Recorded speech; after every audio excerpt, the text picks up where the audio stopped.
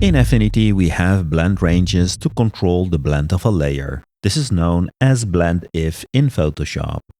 By adjusting the underlaying composition range, we can control based on the brightness of the underlaying layer to which parts of the underlaying layer the current layer should blend into. With the source layer range, we can control based on the brightness of the current layer which areas of the current layer should be blended to the below layer.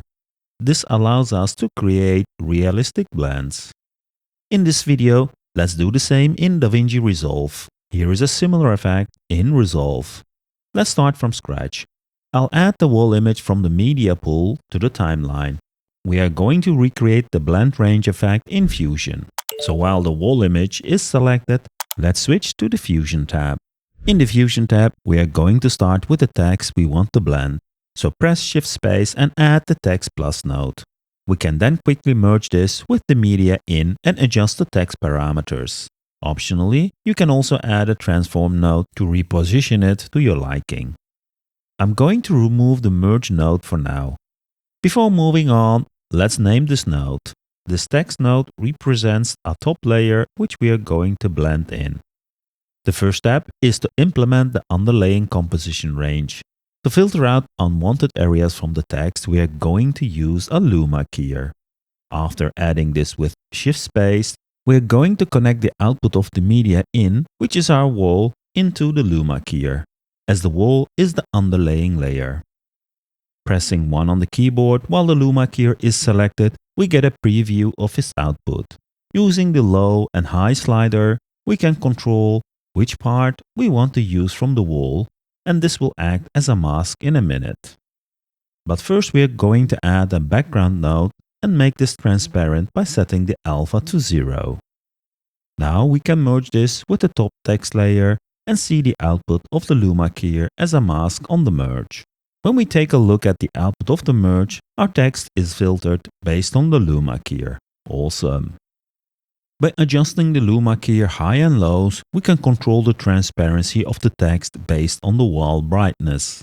But as you might have noticed, we want the brighter parts of the wall masked out. To achieve that, let's invert the luma key output and adjust it so that the brighter areas from the wall are filtered out. For clarity, let's also rename the luma keyer so we know that this is controlling the underlaying range. Time to implement the source layer range. Before doing that, let's modify the text node so that the text has a gradient in order to be able to test the source range. With the text node selected, we can enable the gradient option from the shading tab and fine-tune the gradient. To control the range from the text we want to blend in, we need another luma keyer. But this time we can use the output of the merge, as this is the source which will be blended to the wall image. When we preview this node, we can indeed see that by controlling the high and the low slider, we can filter out areas on the available brightness in the text. With this, our blend range effect is almost done. We just need to merge the output of this luma keyer with the media in and then fine-tune the two luma key nodes to get the similar effect as we had in Affinity. Here is the Affinity blend and here is the Resolve blend. Pretty cool. The cool part is that we can easily blend anything we want without doing this all over again. I can add a background node and set the color to blue and use the output of this background color as the input to the first merge, and we're now using this blue color to blend. Pretty awesome. If you want to use a different blend mode to blend in, just change the apply mode in the second merge node. By the way, you can also blend in video. It doesn't have to be still images. In the Fusion tab, we can just drag and drop a video from the media pool and connect this to the first merge node we created. Now we have a video projected to a wall.